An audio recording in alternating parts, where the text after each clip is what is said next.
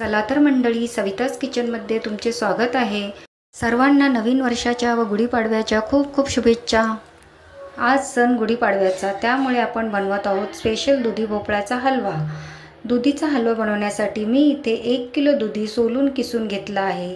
कढईत 2 चमचे तूप घालून त्यामध्ये काजू, बदाम व मनुके व पिस्ते चांगले तुपावर परतून घेतले आहे व ते बाजूला काढून त्याच कढईत आणखी 1 चमचा तूप घालून त्यावर दुधीही आपण परतून घेणार आहोत.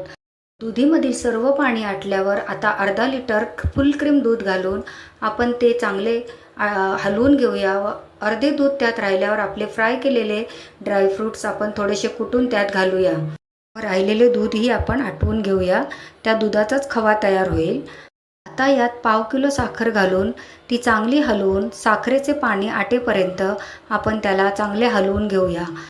गाजर हलवा बनवताना थोडी कमी साखर लागते, कारण गाजराला स्वतःचीच गोडी असते, पण दुधीला तशी गोडी नसल्यामुळे साखर थोडी आपल्याला जास्त घालावी लागते. तर आता आपले साखरेचे पाणी आटल्यावर आपण यामध्ये थोडी वेलचीची पूड व जायफळाचं कीस घालून घेऊया. तर बघा, मी इथे जायफळ किसून यावर घालत आहे व ते चांगले हलवून घेऊया व आता आपण हे असेच कढईमध्ये थंड करायला ठेवून देऊया.